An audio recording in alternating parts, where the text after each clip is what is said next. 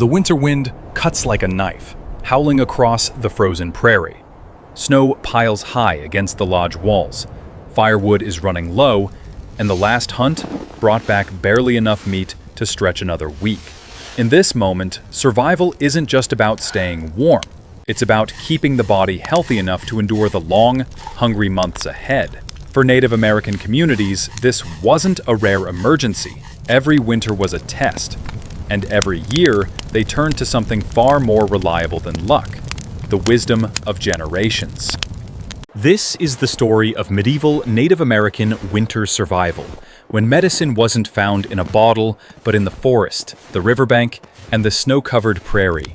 When keeping a village healthy meant knowing which plants could break a fever, which barks could dull pain, and which ceremonies could lift spirits weighed down by endless nights. Today, we'll uncover the traditional medicines and practices that allowed Native communities to thrive, not just survive, and we'll explore what we can still learn from them today. Many Native nations kept winter counts, pictographic calendars painted on buffalo hides, each symbol marking a major event of that year. Some of the most striking marks recorded the hardest winters: blizzards that killed entire herds, diseases that swept through camps, or miraculous hunts that saved starving families. These winter counts were more than records.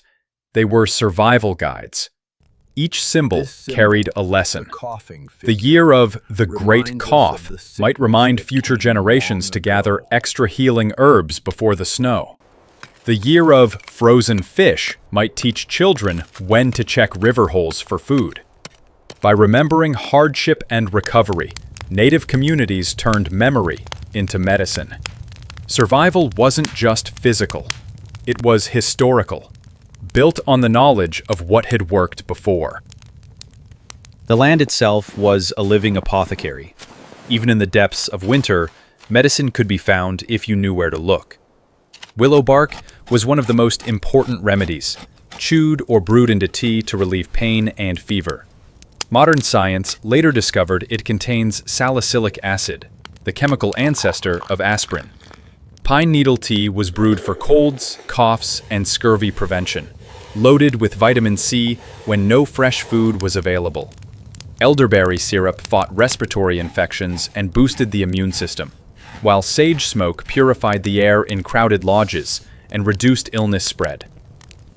Preparation was careful and ritualistic. Plants were gathered with respect, offerings left to thank the earth, and dosages learned through centuries of trial and error.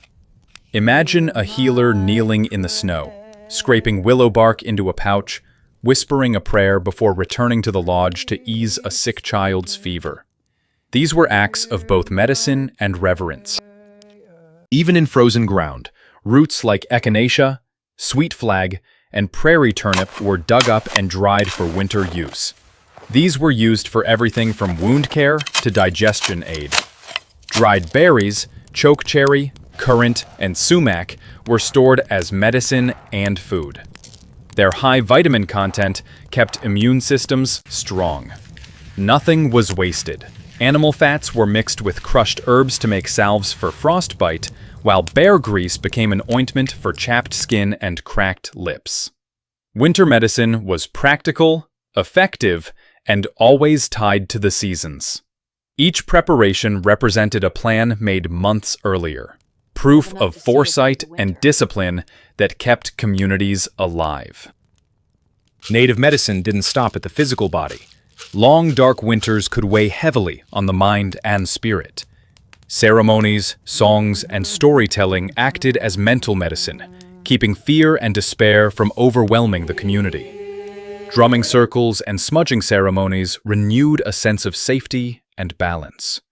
Some healers used sweat lodges even in winter, where heat, steam, and prayer worked together to cleanse both body and spirit. Emerging from the lodge into cold air was symbolic of renewal, a reminder that hardship would eventually pass. Health was holistic. A fever might be treated with willow bark, but also with song, prayer, and the comforting presence of family gathered around the fire. Staying healthy meant more than curing sickness, it meant preventing it. Dried meat, pemmican, a mix of fat, berries, and pulverized meat, and fermented vegetables provided dense calories and preserved vitamins. Bone broth from bison or deer kept joints healthy and restored strength to the sick. Even the act of hunting was timed for health. Animals taken in autumn were fattest, providing nutrient-rich fat for the harshest months. The marrow from leg bones was prized as medicine for the weak and malnourished. This approach blurred the line between food and medicine. Both were seen as gifts meant to sustain life, not separate categories. Every village had its medicine people. Skilled individuals trained from a young age to know which plants healed, which combinations were dangerous, and how to balance the physical with the spiritual. Their role was immense. Diagnosing sickness, preparing remedies, leading purification ceremonies, and teaching apprentices. They were historians, botanists, and psychologists rolled into one. Their knowledge wasn't written down. It was spoken, sung, and remembered. Losing a healer meant losing a living library. This is why apprenticeships were sacred, often lasting years before knowledge was passed fully to the next generation. One of the most overlooked medicines of winter was community itself. Lodges were arranged so that families slept close together, their combined body heat raising the temperature several degrees. The emotional support of being surrounded by kin was just as critical as the warmth of the fire. Shared tasks, storytelling, crafting, preparing food, kept minds engaged and spirits high, preventing the hopelessness that could lead to poor health or carelessness. A healthy community was a warm community, both physically and emotionally. Even with knowledge and preparation, winters were dangerous. Diseases like pneumonia and influenza struck hard when people were confined indoors.